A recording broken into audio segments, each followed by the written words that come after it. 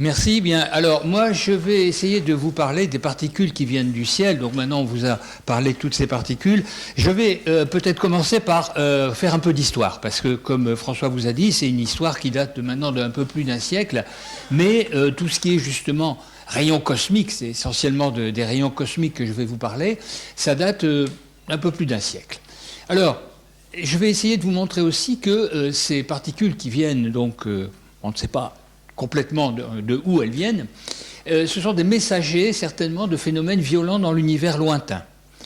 Et puis, il y aura aussi des questions ouvertes, des énigmes qui restent, des questions auxquelles on ne sait pas encore répondre. Alors, quand je dis particules qui viennent du ciel, ça voudra dire essentiellement qui ne viennent pas de la Terre. Alors, à la fin du 19e siècle, comme on vous l'a dit, on a trouvé la radioactivité et on a trouvé effectivement un peu à la fois toutes les autres particules. C'était des choses qui existaient sur Terre. Et puis, qu'est-ce qui s'est passé ? Ah oui, alors avant de parler de ces particules qui viennent du ciel, je vais passer assez vite, parce que pour vous dire après, je n'en parlerai plus, mais quand même c'est intéressant. Hors de la Terre, il y a le Soleil. D'accord ? Et le Soleil, effectivement, nous bombarde d'un tas de particules, et il nous bombarde en particulier d'un tas de photons, hein, c'est la lumière, bon ça c'est banal, mais il nous bombarde aussi de quelque chose qu'on appelle le vent solaire. Alors le vent solaire, qu'est-ce que c'est ? Eh bien, c'est ce qu'on appelle un plasma. Pourquoi ? Parce que dans le Soleil, il fait extrêmement chaud, hein, évidemment, et tous les atomes qu'il pourrait y avoir, essentiellement de l'hydrogène, de l'hélium et puis quelques autres, sont cassés. Il fait tellement chaud que les atomes se séparent en noyaux, électrons, etc. Et donc, c'est ce qu'on appelle un milieu complètement ionisé. Et ce milieu, ben, le Soleil en éjecte régulièrement à travers l'espace, ce qu'on appelle le vent solaire. Et ce vent solaire arrive sur la Terre, mais la Terre a quelque chose de particulier. Sans doute pas la seule, c'est pas la seule planète à avoir ça, mais la Terre a un champ magnétique. D'accord ? La Terre est comme un gros aimant, nord-sud, etc. Et donc, la Terre est entourée par ce champ magnétique, et comme on a vu aussi tout à l'heure, le champ magnétique courbe les particules. Autrement dit, ce plasma, donc ces électrons et ces ions arrivent sur la Terre et ils sont capturés par le champ magnétique terrestre. Et la propriété du champ magnétique, c'est que s'il est dirigé comme ça, il fait tourner les particules comme ça. Alors, imaginez donc les lignes de champ terrestres hein, qui vont en gros d'un pôle à l'autre. Les particules arrivent et elles se font piéger et elles tournent en rond comme ça. Elles ne tombent pas au sol.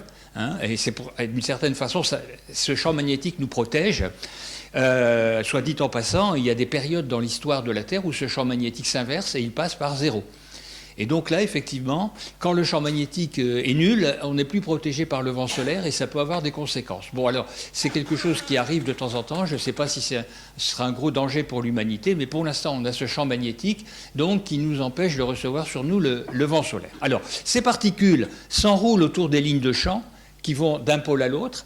Et qu'est-ce qu'elles font, ces particules ? Bon, c'est un peu compliqué d'écrire les équations, mais en fait, elles s'enroulent et puis à un moment donné, elles repartent dans l'autre sens. Elles font des allers-retours le long des lignes de champ. Puis quelquefois, elles descendent assez profondément pour fabriquer ce très joli phénomène que vous voyez ici, qu'on appelle les aurores polaires, donc soit les aurores boréales ou les aurores australes. Qu'est-ce que c'est que ça ? C'est simplement un peu comme la fluorescence, hein, comme les tubes à fluorescence, des électrons et des ions qui descendent le long des lignes de champ, et on voit surtout ça près des pôles, tout simplement, parce que c'est là que les lignes de champ rejoignent la Terre. D'accord ? Donc, de temps en temps, il y a des éruptions solaires, ça vous avez peut-être entendu parler, qui éjectent, là, cette fois, une grande quantité de particules de vent solaire, et ça peut provoquer des orages magnétiques qui peuvent perturber les communications, etc. Alors, je ne vais pas insister là-dessus, ce serait très intéressant, mais ce n'est pas vraiment des choses qui nous viennent de l'univers, donc on ne va pas en parler. Je parlerai quand même simplement d'une chose qui est assez importante par rapport à ce qui a été dit ici, c'est que le Soleil, c'est une espèce d'énorme centrale nucléaire. Hein. Donc le Soleil, pourquoi il est chaud, pourquoi il brille comme ça ? C'est parce qu'au cœur du Soleil, il y a des réactions de fusion nucléaire. Or, ces réactions de fusion, elles vont produire, à partir de l'hydrogène, vont produire des noyaux plus lourds, comme l'hélium, puis des choses comme ça. Mais au cours de ces réactions, c'est des réactions où il y a des réactions d'interaction faible, comme on a dit tout à l'heure, et dans cette interaction faible, on produit des neutrinos. Comme les neutrinos, eux, ils n'interagissent pratiquement pas avec la matière, ils vont sortir du Soleil, droit devant eux, et ils vont bombarder la Terre. Alors, effectivement, on a réussi à mettre en évidence ce flux de neutrinos qui arrive du Soleil. Alors c'était un peu difficile parce que bien qu'il y ait un flux énorme de neutrinos, la plupart de ces neutrinos vont traverser la Terre sans qu'il leur arrive rien. Mais de temps en temps, on les a mis en évidence et on a trouvé en particulier une énigme. C'est toujours pareil, on trouve des énigmes et un peu à la fois on les résout, mais celle-là, elle est résolue. Une énigme, c'est qu'il n'y avait pas assez on ne voyait pas assez de neutrinos solaires. On cherchait, enfin des neutrinos électroniques, pardon, donc puisque dans les interactions qui se produisent dans le Soleil, on produit des neutrinos et des neutrinos électroniques. Et puis on essayait de les compter dans des détecteurs de neutrinos électroniques et on n'en trouvait pas assez. Alors ça veut dire soit qu'on se trompait sur les réactions qui se passent à l'intérieur du Soleil, soit que ces neutrinos, il arrivait autre chose. Et effectivement, le problème a été résolu quand on a tenu compte du phénomène qu'on appelle maintenant les oscillations de neutrinos. C'est-à-dire qu'il y a différentes, on appelle quelquefois ça les différentes saveurs de neutrinos, c'est celle que François vous a présentée, les neutrinos E, neutrinos mu, neutrinos tau. Et en fait, ces neutrinos, au cours de leur voyage, peuvent se changer l'un dans l'autre. C'est ce qu'on appelle l'oscillation. Ils sont, voilà. Et donc, vous produisez dans les réactions dans le Soleil des neutrinos et ils voyagent et certains se sont transformés en autre chose. Donc, vous avez un déficit de neutrinos. Donc ça, historiquement, ça a été effectivement un problème qui a mis du temps à se résoudre. Et là aussi, on peut dire d'avoir 3 neutrinos, ça sert à expliquer ce genre de choses. Bon alors, je ne vais pas insister plus sur le Soleil, et je vais maintenant m'intéresser à ce qui vient d'au-delà du Soleil, de l'univers. Alors, je vais faire un peu d'histoire, justement, pour expliquer comment on en est venu à penser qu'il y avait des choses qui nous tombaient dessus, qui venaient de loin. Alors, je vais donc remonter au début du siècle. On vient de découvrir, au début du XXe siècle, pardon, évidemment, on vient de découvrir la radioactivité, et puis on a trouvé effectivement que la radioactivité produisait les rayons alpha, bêta, gamma, qui avaient la propriété d'être ionisants. C'est-à-dire que quand ils traversent la matière, ils vont casser des atomes, séparer les électrons des atomes, etc. Donc ils sont ionisants. Pardon. Ah tiens, ça marche. Ah oui. Alors, ils sont ionisants. Et la question s'est posée assez vite est-ce que ces rayonnements ionisants sont tous d'origine terrestre?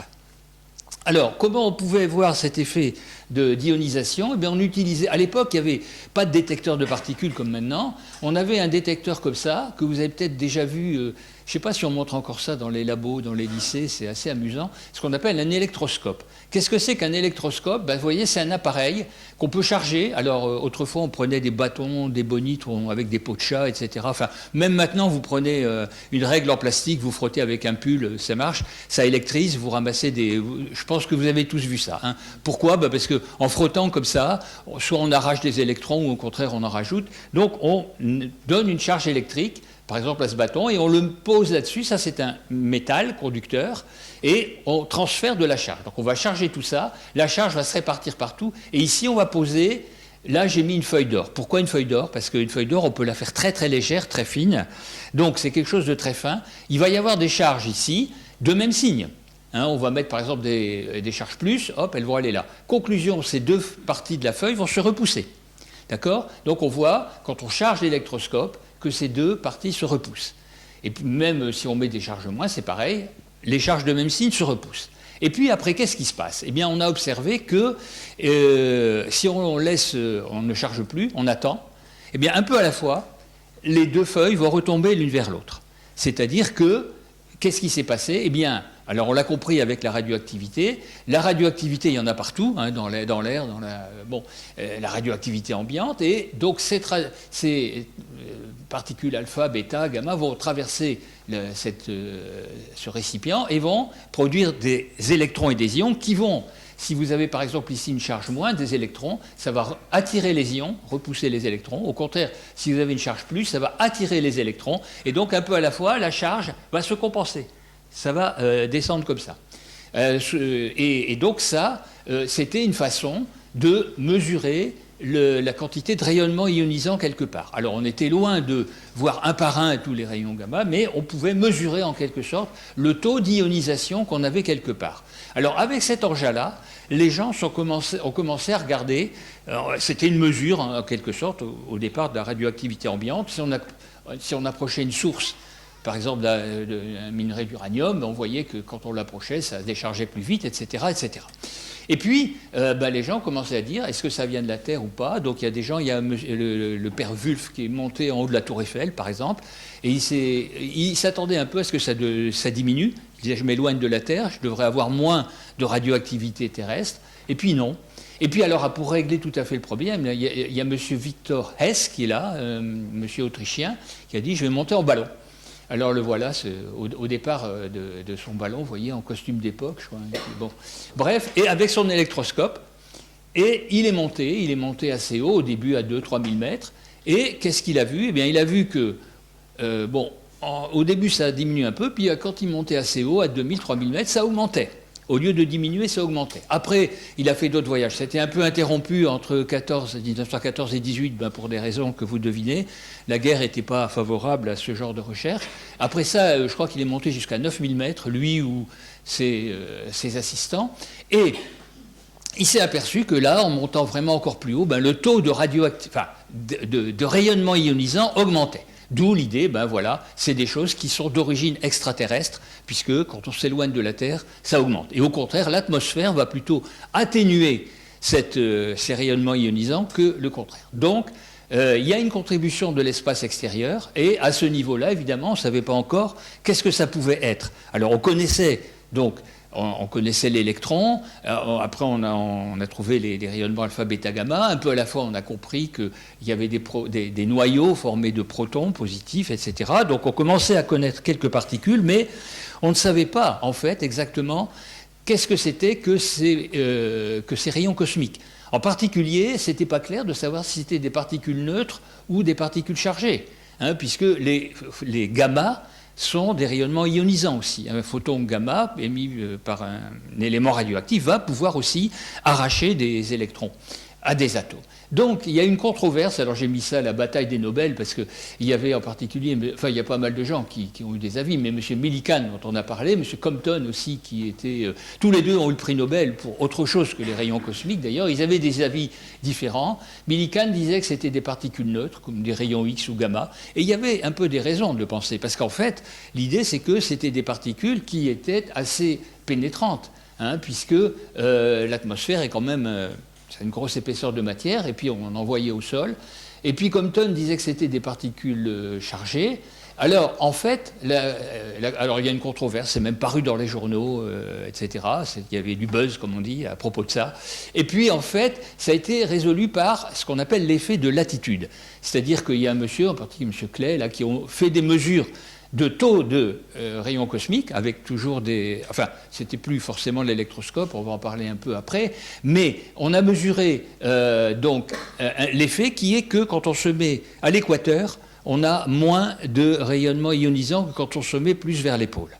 Alors tout ça, ça a été vraiment détaillé par des gens comme Auger, le prince Ringuet, Rossi, Johnson, etc., dans les années 30, qui ont fait, et c'était des grands voyageurs en bateau ou autre, ils allaient mesurer le taux d'ionisation un peu partout, et ils ont vu une chose, effectivement, ils ont confirmé l'atténuation à l'équateur et aussi un excès de particules venant de l'ouest. Alors ça, c'était vraiment la signature que c'était des particules chargées, parce que des particules neutres, comme les rayons X ou gamma, ils vont tout droit, ils ne sont pas sensibles au champ magnétique. Donc, et maintenant, je vous montre ça, c'est beaucoup plus récent, je crois que c'est des trucs qui ont été faits en 2009, donc avec beaucoup de relevés. Et alors, on voit quelque chose d'intéressant, c'est que ça représente l'énergie seuil, c'est-à-dire en quelque sorte la perméabilité de l'atmosphère aux rayons cosmiques. Ici, c'est assez perméable, ça passe bien, et là, ça passe moins bien.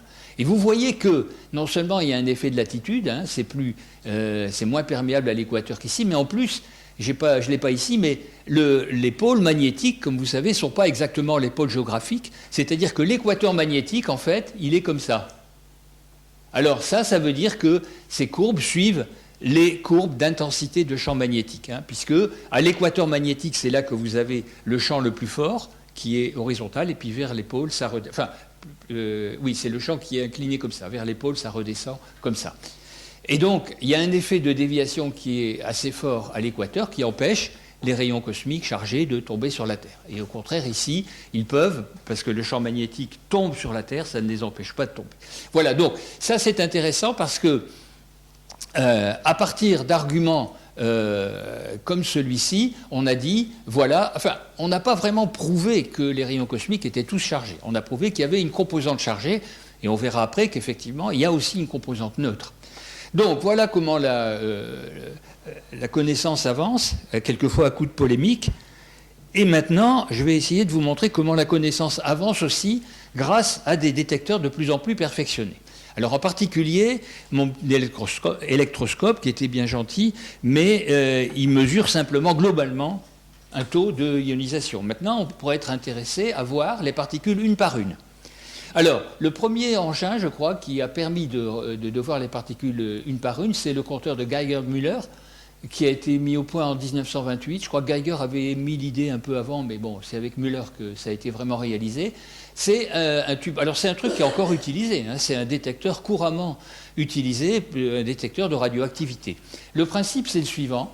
Vous avez un cylindre comme ça, métallique, et puis dedans, vous mettez un fil d'anode comme ça, à une haute tension positive, 10 kV, 10 000 volts. D'accord ? Conclusion, qu'est-ce qui se passe ? Il y a une très forte tension entre les deux, l'étincelle est prête à claquer, en quelque sorte. Et puis, qu'est-ce qui se passe si une particule, vous laissez des fenêtres pour laisser entrer les particules, si une particule ionisante passe là-dedans, elle va créer sur son passage des charges, plus ou moins. Il y a un fort champ électrique entre ici et là, à cause de la différence de potentiel. Les électrons vont se précipiter sur le fil et les ions ici. Et puis, les électrons vont acquérir de l'énergie et les ions vont acquérir de l'énergie. Ils vont à nouveau être eux-mêmes ionisants. Ça va faire une cascade d'ionisation, un claquage, en quelque sorte. Bon, alors ce claquage, en fait, ça se traduit par un signal électrique ici, et qu'on peut relier, par exemple, à un haut-parleur, ça fait bip, bip, bip, bip. Et chaque fois qu'une particule ionisante passe là-dedans, vous entendez un bip, par exemple. Je ne sais pas si vous avez déjà eu l'occasion d'utiliser ou de voir. Et ça, c'est donc, on peut compter coup par coup l'arrivée des particules ionisantes. Donc ça, c'était déjà un progrès qui permet donc de faire vraiment des comptages, pas seulement globalement de voir un électroscope se décharger. Et puis, il y a une autre invention aussi, dont on a déjà parlé, mais ça, bon, c'est une photo dont on a déjà parlé, c'est la chambre à brouillard. Là, c'est la découverte du positron, je ne vais pas y revenir là-dessus, en 1932, mais elle a été inventée avant, elle a été mise au point par Wilson en 1911. L'idée, c'est la suivante, c'est que vous avez un brouillard, enfin, vous avez de l'air chargé en humidité, donc c'est prêt à se condenser, et puis, comment vous faites condenser ? Par exemple, vous faites une détente brutale, l'air se refroidit, et à ce moment-là, la vapeur d'eau qui est dans l'air ne demande qu'à se condenser. Ça forme un brouillard. Et le brouillard va se former comment ? Eh bien, il va se former grâce à des germes de condensation. Et on montre que quand il y a des ions, des charges comme ça, des charges là-dedans, eh bien, ça va servir de germe pour la condensation du brouillard. Alors, autrement dit, on crée une atmosphère sursaturée en humidité et le long du passage d'une particule, des gouttes de brouillard se forment. Alors, il y a une expérience qui est un peu analogue, c'est pas bien de le faire, mais quand vous mettez un grain de sel dans la bière, vous voyez bien que le long du passage du grain de sel, il y a des bulles. Alors, c'est pas un brouillard, c'est le contraire. Cette fois, au lieu de créer des gouttes dans un gaz, vous créez des bulles dans un liquide. Mais c'est un peu le même phénomène. Pourquoi ? Parce que le sel de cuisine, c'est Na+, Cl-, c'est des ions. Et quand vous mettez ces ions dans le liquide, eh bien, ils vont se séparer et ils vont chacun servir de germe à quelque chose comme ça. Donc ça vous fait quelque chose qui ressemble à ce qu'on appelle maintenant la chambre à bulles, enfin c'était aussi un détecteur qu'on a utilisé. Toujours pareil, on visualise le passage de la particule par l'ionisation qu'elle produit en passant. Donc voilà, cette chambre à brouillard a permis de découvrir le positron, mais aussi bien d'autres particules. Et surtout, on pouvait mettre ça dans un champ magnétique, ce qui permettait, par la courbure de la trajectoire, de mesurer son énergie et donc d'identifier en particulier si elle était positive ou négative. Alors ça, c'est des engins qui ont été beaucoup utilisés par la suite, dans les années 30, 20, 30, 40. Et on a même perfectionné le système de la façon suivante. On a fait un système de coïncidence. Pourquoi ? Parce qu'une particule qui passe, c'est bien, mais il y a aussi, dans votre détecteur, il y a aussi de la radioactivité. Partout, il y a de la radioactivité. La matière toute matière terrestre est plus ou moins radioactive. Et donc, vous avez ici, si vous regardez ce qui se passe dans un détecteur comme ça, un compteur Geiger, là, eh bien, vous allez avoir, pof, pof, pof, pof, des coups aléatoires. Comment vous allez savoir que c'est une particule qui est passée comme ça? Eh bien, l'idée, c'est de dire, si j'ai une particule qui est passée comme ça, assez pénétrante, elle va faire un bip ici, un bip là, 3 signaux électriques, et là, je vais mettre une porte. Alors, à l'époque, c'était évidemment, maintenant on fait ça avec des transistors, mais à l'époque, c'était une porte logique avec des circuits, je ne sais pas exactement comment c'était fait, mais enfin bon, ce monsieur Bott, il a inventé une porte logique de coïncidence. L'idée, c'est que si vous recevez en même temps ces 3 signaux électriques, vous donnez un bip ici. Et ça, c'est la signature du passage d'une particule. Quand j'ai dit en même temps, il faut le temps que la particule passe de là à là, de là à là, mais ces particules qui nous tombent du ciel vont presque à la vitesse de la lumière, donc c'est très court. Donc c'est pratiquement simultané, et vous avez comme ça un signal qui élimine ce qu'on appelle les signaux fortuits, comme de la radioactivité qui tomberait là, là ou là. Vous avez signature de quelque chose qui est passé. Et puis aussi, avec ce signal-là, vous pouvez déclencher un autre détecteur. Par exemple, une chambre à brouillard qui a besoin d'être détendue pour fonctionner. Eh bien, qu'est-ce que vous faites? Vous avez ce dispositif au-dessus de la chambre à brouillard et vous déclenchez la détente au moment où vous avez ce passage-là. Alors, quand la particule dans la chambre à... Voilà. La particule dans la chambre à brouillard va laisser l'ionisation qui va subsister un certain temps. Hein. Et puis, si vous déclenchez juste après, une microseconde après, ben vous aurez encore cette ionisation et vous allez voir le brouillard. Et vous allez pouvoir prendre une photo, etc. Donc, dans la suite, ça a été beaucoup utilisé par les gens dont je vais parler maintenant. Donc muni de tout ça, eh bien, qu'est-ce qui s'est passé? Eh bien, les gens ont commencé à pouvoir analyser un peu plus en détail qu'est-ce qui se passe quand une radiation, quand un rayon cosmique, puisqu'à partir de, je ne sais plus, à partir des années 30, je crois, on les a appelés rayons cosmiques ou 20, et on a commencé à se demander qu'est-ce qui se passe quand ceci arrive dans l'atmosphère. Alors, faut bien voir que l'atmosphère, c'est de l'air, c'est pas dense, mais si vous prenez le total de l'atmosphère, c'est l'équivalent de 10 mètres d'eau en quantité de matière. Hein. L'atmosphère, c'est l'épaisseur de 10 mètres d'eau. Et donc, la question qui se posait, c'est est-ce que les rayons cosmiques sont assez pénétrants pour traverser tout ça? Hein, vous voyez que c'était... Enfin, on savait que quand on regarde justement les rayons alpha, bêta, gamma, ils ne sont pas très pénétrants. Les gamma, si, un peu plus. C'est ça qui avait poussé Millikan à dire que c'était plutôt ça. Mais, de fait, on voit qu'au sol, il arrive quelque chose. Alors, qu'est-ce qui s'est passé? Eh bien... Bon, je ne dis pas tout, hein, je résume un peu. Il y a M. Pierre Auger qui, dans les années 35 à 38, a fait une série d'expériences qui a mis en évidence ce qu'on appelle des cascades de particules. Vous voyez ici, ou des gerbes de particules, si vous voulez. Un rayon cosmique arrive, il va taper sur une molécule de l'air, azote ou oxygène, ou surtout sur le noyau. Ça va provoquer de nouvelles particules, etc., en cascade, et finalement, ce qu'on va voir au sol, ce n'est pas vraiment la particule primaire qui est arrivée ici, c'est le résultat d'une cascade d'interactions. Alors pourquoi ça c'est possible? Eh bien, parce que la relativité vous dit que vous pouvez transformer cette énergie en masse, donc avec une grande énergie, vous pouvez fabriquer de la masse, etc., etc. Et ça peut continuer comme ça jusqu'à épuisement. Donc, et il s'est aperçu que alors, comment il voyait que ça faisait une cascade, une gerbe? Il mettait différents détecteurs à distance et il regardait les coïncidences, justement. Vous voyez, et alors, il est allé jusqu'à mettre des détecteurs distants de 300 mètres. D'accord? Et il voyait qu'à 300 mètres de distance, il voyait encore des coïncidences entre des choses qui tapaient ici ou là. Ça veut dire que, il a dit, ça veut dire que j'ai une particule qui est suffisamment énergétique pour produire une gerbe de particules, une cascade qui va s'étaler énormément. Et avec la théorie de ces cascades dont je vais vous parler juste un peu après, ça permettait on avait une relation entre l'étendue de cette cascade au sol et l'énergie qu'il y avait. Et il a estimé que la particule primaire pouvait avoir une énergie énorme, 10 puissance 15 électronvolts, c'est-à-dire 10 millions de milliards d'électronvolts. Alors, par rapport, c'est quelque chose qui est déjà plus grand que ce que maintenant on fait, par exemple, au CERN avec le LHC. D'accord? Alors, ne parlons pas de l'époque, parce qu'évidemment, à l'époque, il n'y avait pas d'accélérateur de particules. Donc, c'était quand même assez incroyable. Ça veut dire qu'il tombait du ciel, d'où, des particules qui devaient avoir une énergie colossale, absolument colossale, inimaginable. Voilà. Alors, et puis en même temps, donc, ça mettait en évidence ce phénomène de cascade. Donc ça, c'était un point intéressant, qui restait encore une question ouverte pendant un certain temps. Et je vais essayer maintenant de vous expliquer. Alors c'est un peu technique, mais je crois qu'il faut... ça peut être intéressant de rentrer dans les détails maintenant. Pour expliquer ce phénomène de cascade, il faut bien voir que dans les années 30, on avait déjà mis au point une théorie quantique relativiste, avec par exemple l'équation de Dirac, etc. Bon, je ne rentre pas dans les détails, mais tout ça permettait de faire vraiment des calculs, une théorie d'interaction entre des particules chargées et des photons, qu'on va appeler ici gamma, parce que les photons de grande énergie, on les appelle gamma. Par exemple, un électron tombant sur un noyau peut perdre une partie de son énergie et engendrer un gamma.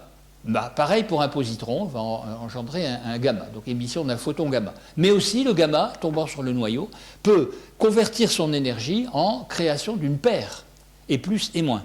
D'accord ? C'est le phénomène inverse de l'annihilation. Et puis maintenant, si vous avez assez d'énergie que vous produisez des particules comme ça, un gamma, il va faire E plus et moins. Ces E plus et moins vont à nouveau faire cette interaction en cascade. Vous voyez qu'à chaque fois, vous allez créer des photons qui vont créer des E plus et moins, des paires, etc. Donc ça va, tant qu'il y a de l'énergie, ça va pouvoir se développer, la cascade.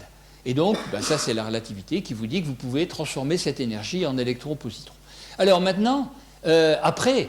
en fait, on a découvert les hadrons, comme François vous a dit, dans les années 40 et 50, et ça ressemble un peu à cette cascade, mais cette fois, il n'y a plus seulement que des protons ici qui interviennent et des gammas, il y a aussi les pions, les kaons, etc. Donc, ces désintégrations donnent des muons, les désintégrations de pi0 donnent des gammas, les gammas eux-mêmes vont donner ceci, ça va faire une sous-cascade électromagnétique, et finalement, dans ce genre de cascade, on peut dire que tout le zoo des particules est produit, y compris les particules très instables qui se produisent dans l'atmosphère et qui disparaissent tout de suite en donnant d'autres particules.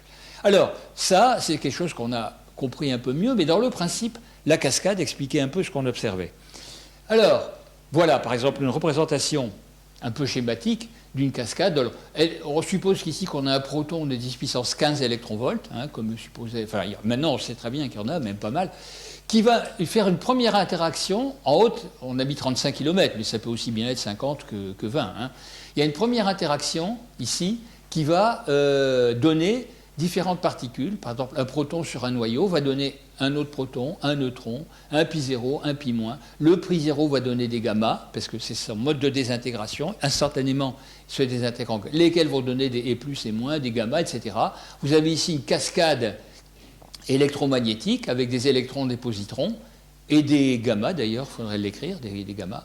Ici, vous avez une autre cascade, le proton, le neutron va pouvoir lui-même interagir, un pion va pouvoir lui-même donner d'autres pions, des neutrons, etc. Et ça va vous faire des hadrons. Et puis, les pions sont des particules instables qui vont donner des muons, qui vont eux-mêmes arriver au sol ou se désintégrer en vol. Donc vous avez, quand vous regardez ce qui arrive au sol, c'est assez compliqué. Il y a essentiellement des gamma, ils ne sont pas écrits ici, mais c'est ce qui est dominant, un peu d'électrons-positrons, un peu de muons, et puis très peu de hadrons.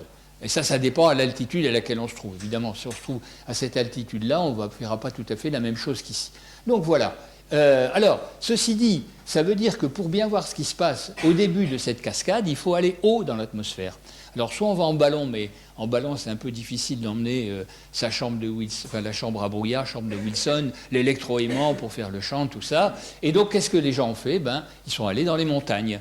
À l'époque, le prince Ringuet, dont on a parlé tout à l'heure, Auger, et puis bien d'autres gens, je cite les noms français, mais il y en a bien d'autres, ils sont allés le plus haut possible. Par exemple, il y a la cabane des Cosmiques qui a été construite à l'Aiguille du Midi. Pour ceux qui connaissent le massif du Mont Blanc, l'Aiguille du Midi, 3800, un peu plus bas, un peu à côté, ils ont construit une cabane pour faire leurs expériences de détection de rayons cosmiques avec des chambres à brouillard, etc., leur truc de coïncidence. Et maintenant, à la place, ça ne s'appelle plus la cabane des Cosmiques, c'est le refuge des Cosmiques.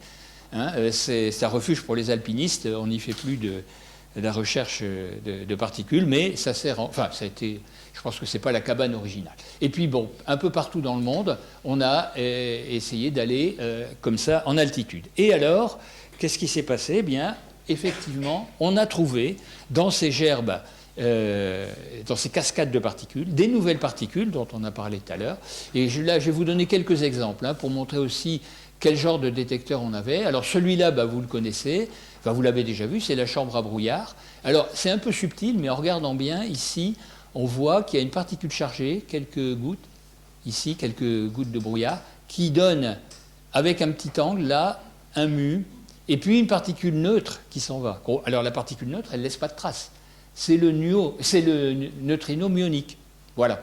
Ici, vous avez autre chose. Alors là, ça ne se voit pas bien, mais ici, il y a deux particules qui partent et il n'y a rien avant.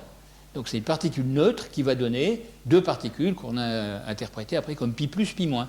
Ça, c'est donc la découverte du K0, le kaon neutre, qui donne pi plus, pi moins ou autre chose, mais enfin surtout pi plus, pi moins. Et là, c'est le kaon chargé, le K moins, qui donne, entre autres, muon négatif neutrino. Ça peut donner autre chose. Et puis ici en haut, ça c'est un autre type de détecteur qui revient un petit peu, si vous voulez, à l'expérience de Becquerel, qui avait impressionné une plaque photographique.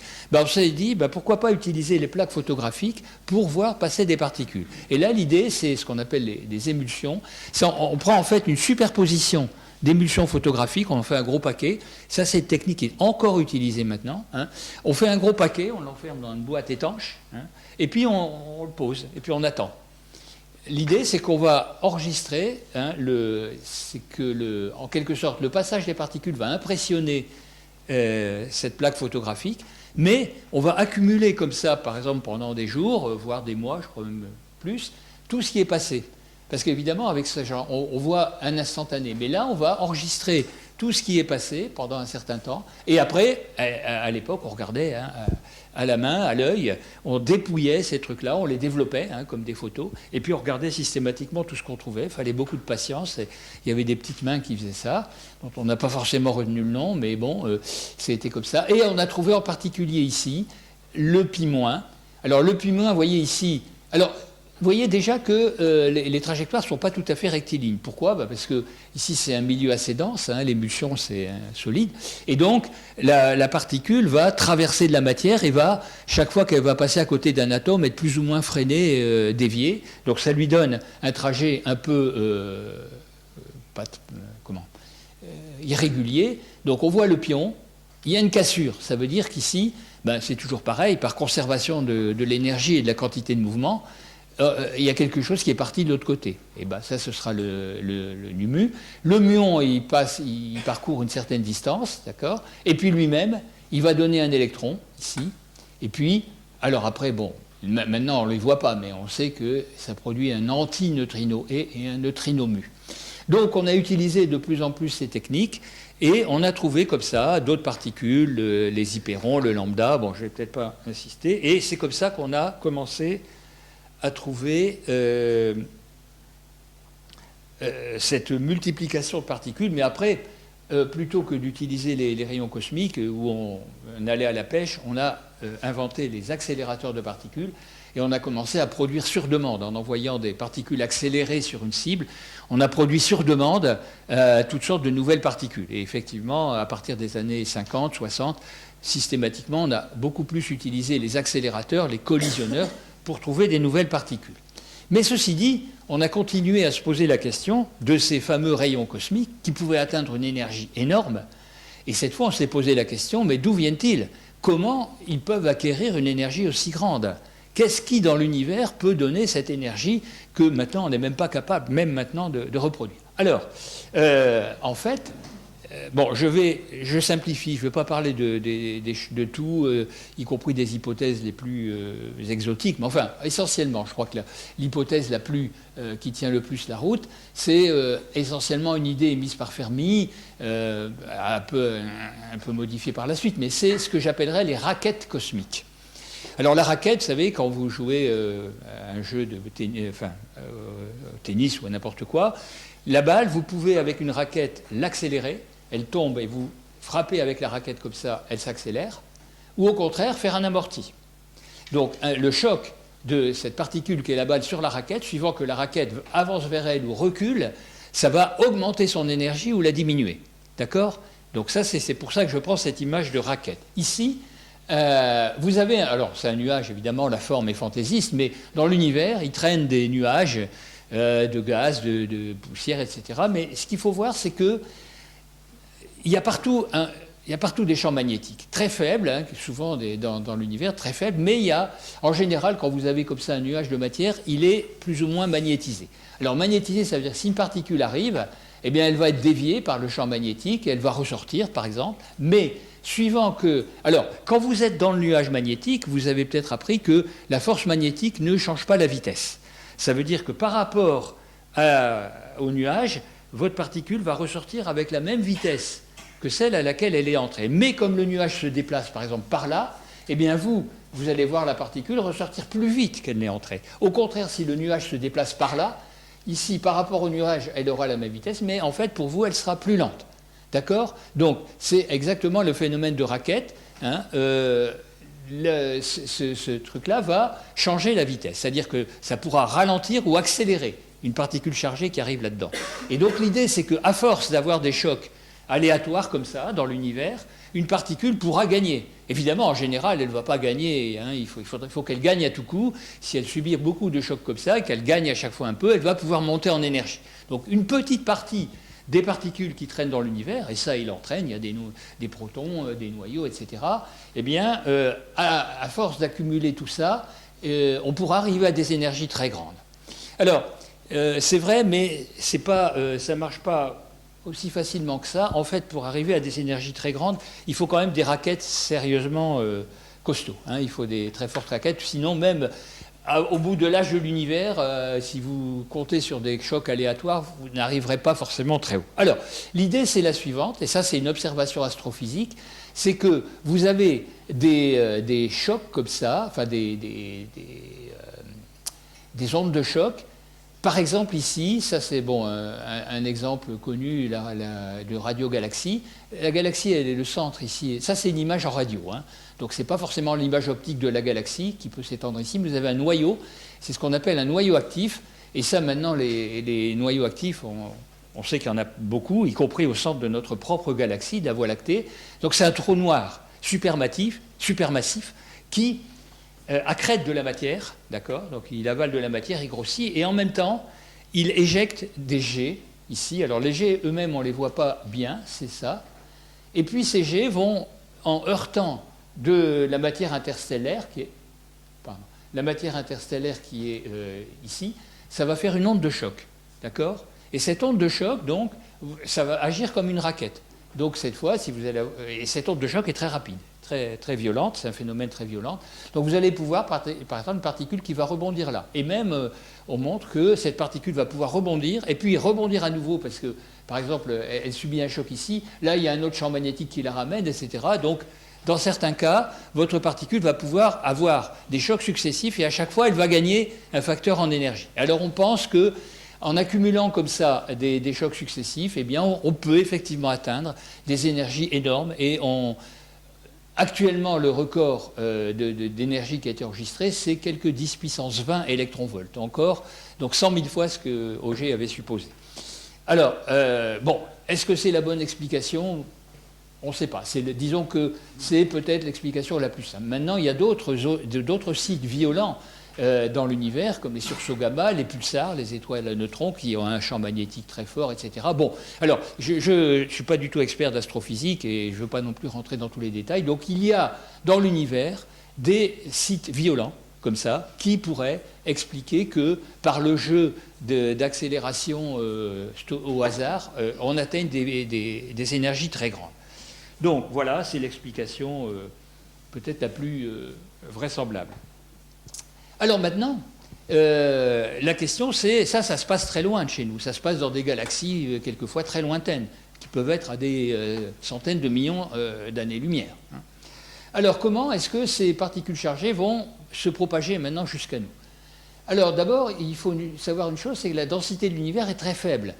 Ça veut dire qu'en réalité, un proton par exemple, ou un noyau qui va être éjecté quelque part avec une grande vitesse, il ne va pratiquement jamais rencontrer un autre noyau. Hein, de ce point de vue-là, c'est comme s'il voyageait dans le vide complètement. Enfin, c'est presque vide. Par contre, il y a des champs magnétiques. Hein. Alors, c'est des champs magnétiques un peu partout qui sont très faibles. mais qui quand même, à force, hein, si votre proton fait une très très grande distance, eh bien il va finir par être courbé. Ça veut dire que si vous recevez votre proton sur la Terre, sa direction d'arrivée n'est pas sa direction de départ. Alors ça, c'est un peu embêtant parce que vous allez avoir un proton arrivé, on va voir plus tard comment, mais vous le voyez arriver de là, mais peut-être qu'il vient de là. Ça, c'est un gros problème pour identifier les sources. L'autre chose, c'est que la déviation magnétique s'accompagne d'une perte d'énergie, ce qu'on appelle le rayonnement synchrotron, qui agit surtout sur les particules très légères. Alors ça veut dire que les électrons et les positrons, qui pourront être accélérés, eh bien, ils n'arriveront pas à voyager très loin dans l'univers, ils vont très vite perdre leur énergie. Donc en fait, ce qui peut arriver chez nous, et puis évidemment, les particules instables ne vont pas très loin. Hein. Elles ont un temps de vie très court, donc elles ne peuvent pas venir d'une galaxie lointaine. Donc il vous reste quoi? Des protons ou des noyaux. Alors une remarque importante, c'est qu'on ne voit pas ou pratiquement pas d'antiprotons ou d'antinoyaux. Les rayons cosmiques sont essentiellement des rayons positifs. Donc il n'y a pas de trace d'antimatière, même pour des rayons cosmiques qui viendraient d'extrêmement loin. Donc ça, c'est encore un signe que l'univers qui nous entoure, au moins à des distances très grandes, il n'y a pas d'antimatière. Bon, ça c'est un point. Maintenant, j'ai dit aussi qu'il n'y avait pas que des particules chargées. Eh bien oui, parce que ces particules chargées vont, comme sous-produit, engendrer des gammas de très haute énergie. Alors, pourquoi? Parce que ici, dans le site où se produit l'accélération, là, il y a un peu de matière. Donc, vous avez un électron accéléré, il y a des photons qui traînent par là. Eh bien, un choc électron sur photon va pouvoir faire que l'électron va donner une partie ou toute son énergie au photon. Donc, vous allez avoir un électron accéléré à des énergies très grandes par les phénomènes de choc, et hop, il va donner son énergie à un photon. Ou alors, ici, si vous avez un proton accéléré, il va dans une collision, là où il y a de la matière, va donner un pi0 qui va donner 2 gamma, et ces 2 gamma vont hériter de son énergie. Donc, indirectement, l'accélération de particules chargées va produire aussi des gammas. Et les gammas, eux, se propagent en ligne droite depuis leur source. Les gammas ne sont pas sensibles au champ magnétique. Donc, ils se propagent en ligne droite. Et par conséquent, quand on observe des gerbes de gamma, on peut essayer de les associer à des objets astrophysiques qu'on voit soit en lumière visible, en radio, en rayons X, etc. Donc, les supernovae, les noyaux de galaxies, etc. D'accord? Donc, ça, c'est intéressant parce que ça veut dire que rechercher des rayons cosmiques qui seraient des gamma va être associé à une recherche de sites astrophysiques. Chose qui est nettement plus difficile pour les particules chargées parce qu'elles sont déviées dans l'univers. Donc, maintenant, alors, pour détecter, là je vais faire une petite, je sais pas, oui j'ai peut-être encore un peu de temps, pour détecter toutes ces particules qui arrivent sur le sol, il y a encore un type de détecteur dont je n'ai pas parlé, qui est extrêmement utilisé, mais aussi auprès des accélérateurs. C'est voilà, donc ça c'est une explication de l'effet de Cherenkov. Quand vous avez une particule chargée qui traverse un milieu matériel, l'air, l'eau, enfin n'importe quel milieu, avec une vitesse plus grande que la vitesse de la lumière dans ce matériau. Alors vous savez peut-être que dans un milieu matériel, la lumière ne va pas à la vitesse c, mais à la vitesse c sur n, n étant l'indice, donc un peu moins vite que c. Alors dans l'air, c'est presque la même vitesse que c, mais un peu moins. Dans l'eau, c'est à peu près 3/4 de la vitesse de la lumière, etc. Alors qu'est-ce qui se passe? Bien, cette particule va en somme, c'est un effet de sillage, hein, elle fait vous faites des ronds dans l'eau, un bateau qui avance plus vite que les rides, il fait un sillage comme ça, et il fait une espèce d'onde qui se propage comme ça. Alors, les particules à laquelle on va avoir affaire, eh ben, elles vont souvent avoir une vitesse proche de la vitesse de la lumière, parce qu'il y a beaucoup d'énergie, et par exemple, un électron va très vite atteindre une énergie assez grande pour être ultra-relativiste, et donc, il va donner une vitesse proche de c, et ça va donner donc dans le... Bon, enfin, je ne vais pas repasser là-dessus. Ça va donner dans l'air l'émission d'une onde lumineuse qu'on appelle l'effet de Cherenkov. Alors, ça permet de détecter ces photons, et on peut donc, ça peut arriver, quand ces particules tombent dans l'air, elles vont produire de la lumière par effet de Cherenkov, mais aussi on peut faire des détecteurs, par exemple une cuve remplie d'eau, on verra tout à l'heure. Là, une particule chargée traversant ceci, eh bien, va pouvoir émettre de la lumière Cherenkov dedans, et on mettra des photomultiplicateurs pour recueillir ça. Donc c'est un type de détecteur qui est très utilisé pour les rayons cosmiques, mais qui est aussi utilisé auprès des accélérateurs pour voir passer des particules et les identifier. Donc, je fais cette petite parenthèse sur un type de détection parce que ça va me permettre de dire comment, par exemple, on va détecter des gammas. Ces gammas vont faire une gerbe dans l'atmosphère, en haute atmosphère, si en général ils n'ont pas une énergie aussi énorme.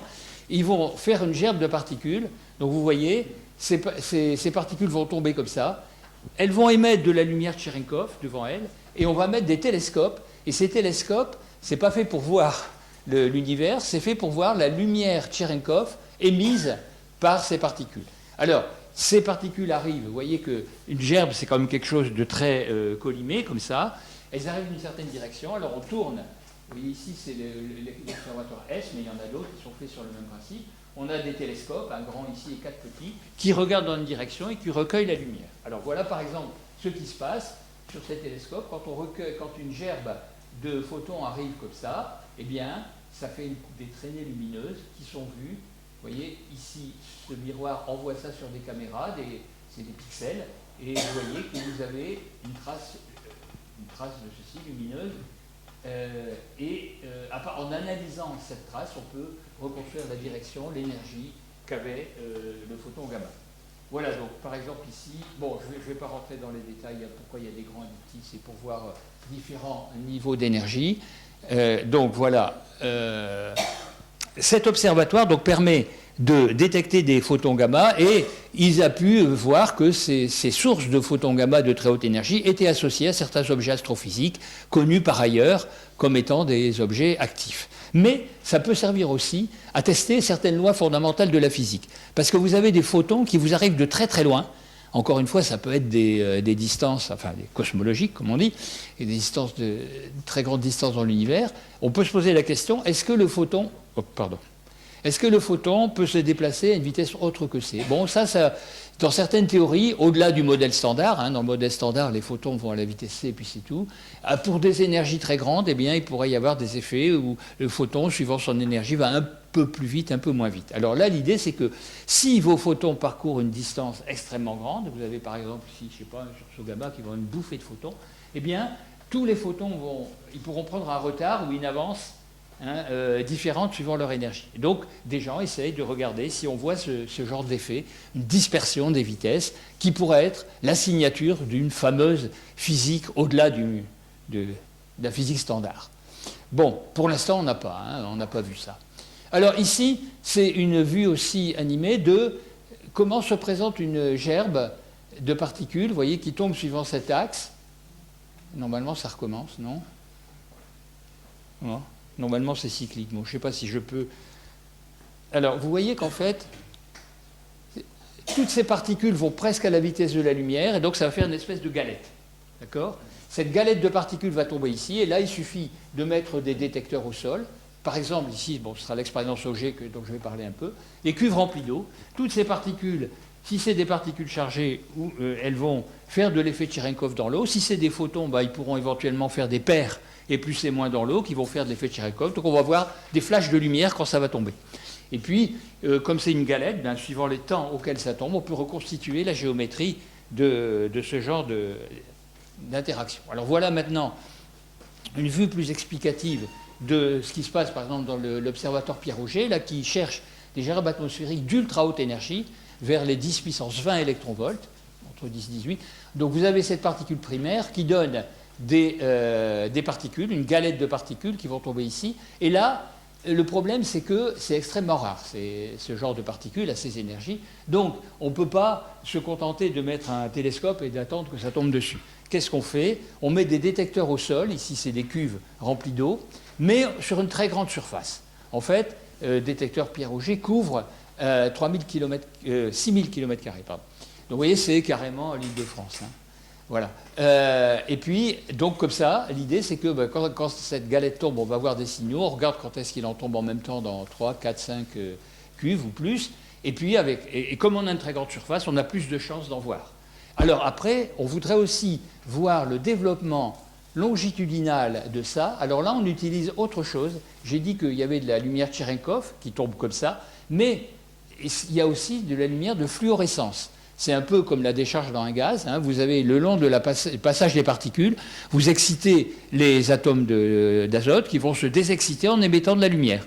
hein, comme un tube fluorescent. Ça va faire un flash de lumière qui va passer comme ça, et on va détecter ce flash avec des télescopes, cette fois tournés non pas vers le ciel, mais vers l'atmosphère. On regarde un flash de lumière qui tombe comme ça. Et donc comme ça, on va détecter des particules, des gerbes qui viennent de particules chargées. Et évidemment, là, comme je vous ai dit, la direction a été changée au cours du voyage de ce rayon cosmique, on ne peut pas identifier clairement l'origine, mais par contre, on a pu montrer que l'origine était, en tout cas pour une grande part, extragalactique. C'est des choses qui nous viennent d'une autre galaxie. D'ailleurs, ce qui est un peu logique, parce qu'on ne voit pas bien dans notre galaxie qu'est-ce qui pourrait arriver à des énergies aussi grandes. En particulier, il y a bien un trou noir, mais il n'est pas très actif actuellement, et même s'il était actif, il ne nous bombarderait peut-être pas nous directement. Voilà. Donc, il y a dans les galaxies autour de nous des sites qui arrivent à accélérer jusqu'à ces énergies très grandes. Ensuite, il n'y a pas seulement que des particules chargées et des photons, il y a aussi des neutrinos qui nous tombent dessus. Alors, il y a plusieurs sortes de neutrinos. J'ai parlé du Soleil, mais il y en a d'autres. Il y a les neutrinos qui sont le reliquat du Big Bang, on en a parlé tout à l'heure. Alors ça, c'est des flux énormes, mais c'est des neutrinos de très faible énergie. Hein. Avec l'expansion de l'univers, ils se sont refroidis, et maintenant, ils sont pour l'instant indétectables, bien qu'ils soient des flux extrêmement grands, mais c'est des choses très peu massives. Alors, pour ces neutrinos, par contre, il y a une chose qui est intéressante. On dit toujours que les neutrinos ont très peu de probabilité d'interagir. C'est vrai et c'est pas vrai. Alors pourquoi ils ont très peu de probabilité d'interagir? Vous avez entendu parler tout à l'heure du W, etc. Parce que d'une certaine façon, pour qu'un neutrino interagisse, il faut qu'il arrive à produire pendant un instant très bref, mais momentanément, un boson W. D'accord? Or, le boson W est très massif. Et donc, la probabilité que ça arrive est très faible. C'est pour ça que le neutrino n'a que des interactions très faibles. D'accord? Parce qu'il n'a pas, lui, il est tout petit, il n'a presque pas de masse. S'il n'a pas d'énergie, il ne fait pas grand-chose. Par contre, si un neutrino a une grande énergie, alors, on montre, par les calculs justement de la théorie de Fermi, puis les théories qui sont venues, qu'il a plus de probabilité d'interagir. C'est-à-dire que, par exemple, un neutrino qui aurait 10 puissance 20 électronvolts, il ne traverserait pas comme ça la Terre, et la Terre deviendrait opaque. Donc, à ce moment-là, ça veut dire que, on ne cherche pas des neutrinos de 10 puissance 20 électronvolts, mais quand ils atteignent des énergies comme ça, oui, ils vont traverser la Terre, il y aura une certaine probabilité pour qu'ils interagissent. C'est ça l'idée. Ils ne sont pas complètement indétectables. Alors, en particulier, ici, on en a détecté quelques-uns à des échelles d'énergie de 10 puissance 15, hein, c'est énorme. Mais pourquoi c'est intéressant qu'il y en ait? Parce que dans cette cascade dont j'ai parlé, qui produit les protons accélérés, qui produisent des pions, etc., la désintégration de ces particules-là va donner des neutrinos, suivant la théorie dont on vous a parlé tout à l'heure. Et ces neutrinos, au début de la cascade, vont avoir une énergie très grande. Et donc, on a confirmé comme ça, en observant ces neutrinos, que, oui, ils étaient bien produits par cette cascade. En somme, on a vérifié les lois de la physique à des échelles d'énergie très grandes, à des distances très grandes. Et ça, c'est toujours intéressant de savoir que la physique est la même partout dans l'univers. C'est du moins ce qu'on pense. Alors voilà, par exemple, alors il y en a eu d'autres, un détecteur qui a détecté qui détecte des gerbes sous la Terre. Ici, c'est sous la glace du pôle Sud. Vous me direz, c'est un peu bizarre d'aller se mettre dans un endroit aussi peu hospitalier. Pourquoi? Parce qu'il y a des gens qui avaient fait ça sous la mer. Il y en a encore, qui préparent des observatoires sous la mer. Alors d'abord, pourquoi se mettre sous la mer ou sous la Terre? Parce que ça nous protège de toute cette pluie de rayons cosmiques. Les cosmiques nous tombent dessus, ça fait des muons. Faut se mettre très profondément, soit sous les montagnes, dans des mines, etc., pour ne plus être embêté par ça. Et sous la glace, en fait, ce qui est intéressant, c'est que on peut faire ça sous la mer, mais la glace est un milieu assez transparent, la glace du pôle, et puis ça ne bouge pas. Et il n'y a pas de bioluminescence.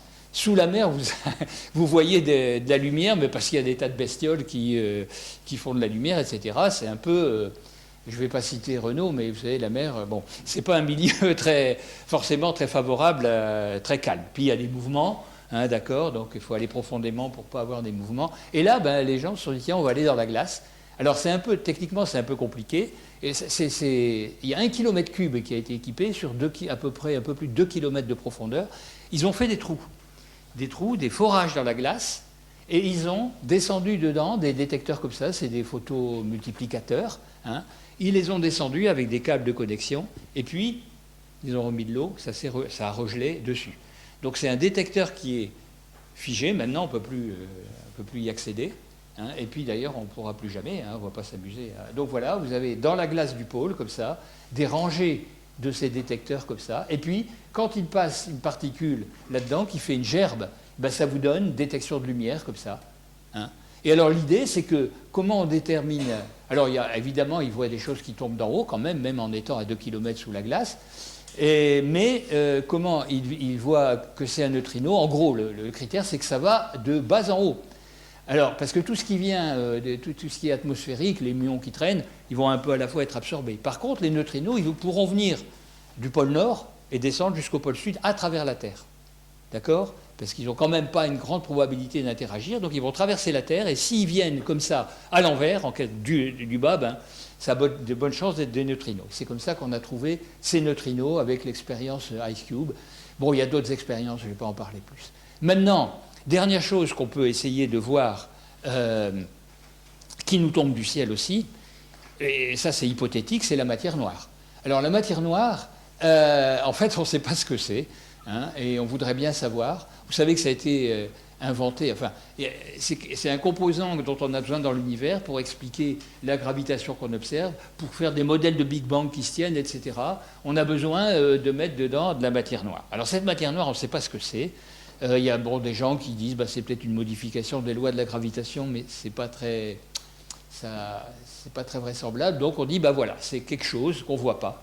Parce que c'est des objets qui n'interagissent pas, qui ne brillent pas, qui n'interagissent pas avec la lumière, qui n'interagissent pas avec la matière ordinaire. Un peu comme les neutrinos, mais bon, les neutrinos, ça ne marche pas pour faire la matière noire. Donc maintenant, on a besoin plutôt de matière noire massive. Enfin, alors l'idée, c'est qu'il y aurait peut-être des particules massives, mais qui, comme les neutrinos, n'auraient que des interactions faibles. C'est-à-dire qu'ils nous traversent, il y en a partout, et ils ne vont pas s'agréger pour faire de la matière ordinaire. Qu'est-ce qui fait que la matière ordinaire s'agrège? C'est parce qu'il y a des interactions électromagnétiques entre les atomes, etc., qui forment des molécules. Pour que si vous avez de la matière noire, c'est des choses qui se baladent, et très rarement il y a un peu d'interaction entre eux. Donc ça fait, on pense que par exemple il y aurait des halos de matière noire autour des galaxies. Enfin, on a même des mesures de cette répartition de matière noire. Et on ne sait pas ce que c'est. Alors, les physiciens des particules se sont dit, on va regarder un petit peu, est-ce qu'on peut, s'il y a des particules de matière noire, bon, il y a très peu de chances qu'on les voit, mais on a réussi à voir les neutrinos, pourquoi on ne pourrait pas voir la matière noire? Donc ici, pareil, on va se mettre dans des détecteurs souterrains pour se débarrasser de tout ce qui tombe du ciel le plus possible. Alors, je vous montre là j'ai choisi, hein, c'est un peu... tourner vers le LPNHE, ces 3 expériences, il y en a énormément, il y en a beaucoup, hein. Ces 3 expériences auxquelles participent des équipes du LPNHE. Bon, alors, il y a par exemple des expériences comme celle-là, DarkSide, ou ici Xénon, oui, une tonne, 1 T ça veut dire une tonne, c'est une grosse masse, hein, et qu'on remplit d'un... Alors, ici, on remplit d'un gaz rare liquide. Les gaz rares, c'est des gaz qui sont dans l'air. Vous connaissez sans doute l'argon, mais le xénon peut-être pas, c'est plus lourd. Donc c'est un peu comme l'hélium, tout ça, il y a des traces de ces gaz rares dans l'air. Et on remplit une grande cuve avec ça, et en fait, on remplit de liquide, donc c'est refroidi, avec une petite couche de gaz au-dessus. Ici pareil, mais là c'est avec de l'argon. Hein. Alors c'est un peu le même principe. Qu'est-ce qui se passe quand vous avez une interaction? Si il y a une interaction là-dedans, par exemple une particule de matière noire qui par chance va venir cogner un noyau, ce noyau va être éjecté, ça va faire un petit signal, ça va arracher par exemple un électron. Cet électron va dériver, hein, on met un champ électrique, il dérive là, et puis là il va tomber, il va être détecté. Ça produit... alors l'idée c'est que vous voulez encore une fois vous débarrasser de tout ce qui vient d'en haut, et puis le plus possible de la radioactivité. Donc on utilise des matériaux le moins radioactifs possible. Enfin, et on a des critères aussi pour distinguer ce qui vient d'une désintégration radioactive. Bon, et on met une énorme masse. Pourquoi une grosse masse? Pour avoir des chances de temps en temps d'observer ces fameuses particules de matière noire. Bien, donc que ce soit avec, vous voyez par exemple ici, dans cette expérience, eh bien, s'il y a de la matière noire qui heurte un atome de xénon, vous avez un premier signal ici, d'accord? C'est un flash lumineux parce que une excitation d'atome, et puis après, les électrons qui sont libérés vont dériver, ça c'est plus lent, hein, les électrons vont dériver jusque-là. Le xénon, c'est un liquide. Dans les gaz rares, les électrons peuvent librement dériver, ils ne sont pas absorbés. Ils vont dériver sous l'effet du champ électrique. Et puis ici, dans le gaz, eh bien, ça va exciter le xénon, ça va faire un deuxième flash. Donc vous avez un signal caractéristique, un premier flash, un deuxième flash. Bon, alors on recherche des choses comme ça. Pour l'instant, ces expériences... Enfin, il y en a bien d'autres. Hein. Toujours le principe, c'est de se mettre assez profondément sous terre pour... isoler ça. Alors, ce qui se passe, c'est jusqu'à maintenant, il n'y a eu aucun résultat probant, donc on n'a pas encore détecté de matière noire, et il y a des nouveaux projets en cours, des extensions, d'augmenter le volume de ces trucs-là, ou d'utiliser d'autres techniques. Ah oui, j'ai oublié de signaler cette technique-là. Là, c'est au lieu d'avoir des très grandes masses, c'est des masses petites, c'est des CCD, en fait. Hein. L'idée, c'est que les CCD, vous savez ce que c'est ce qu'il y a dans les appareils photo numériques, hein. D'accord? C'est une plaque qui a plein de petits pixels comme ça. Et s'il y a une particule de masse noire qui arrive, elle va par exemple déposer une charge, un électron, puis après on va lire. Hein, c'est un dispositif électroniquement, on va transférer les charges. Hein, c'est le dispositif de transfert de charge. On transfère les charges et on lit, on recueille. C'est comme ça qu'on fait les photos numériques. Bien, alors... ici, l'idée, c'est d'être sensible à des particules de matière noire beaucoup plus légères. Ça, c'est plutôt sensible à des particules assez lourdes. Hein. Et là, ça pourrait être des particules plus légères, parce qu'on ne sait pas, en fait, ce que c'est. Voilà, donc ça, c'est le principe, avec un système qui a très peu de bruit de fond, etc. Donc tout ça, c'est des choses en développement. Et pour l'instant, on ne sait pas. On traque la matière noire, et puis peut-être que... dans 10 ans, on l'aura vu, ou bien on aura dit, non, c'est pas ça, c'est autre chose. Donc voilà, question encore ouverte. Bon, je crois que je vais m'arrêter là maintenant pour simplement résumer ce que j'ai dit. Donc l'histoire des particules, mais on vous l'avait déjà dit avant, c'est des allers-retours entre les observations de flux qui nous tombent de l'univers et des machines qui les détectent ou qui les fabriquent, hein, les accélérateurs. Et les questions sur la très petite et la très grande échelle, en fait, se rejoignent. Vous voyez que d'un côté, on a les interactions fondamentales à très petite échelle, mais des phénomènes astrophysiques et la cosmologie, tout ça, finalement, se rejoint. Hein, les théories d'interaction fondamentale permettent d'expliquer la cosmologie et vice-versa.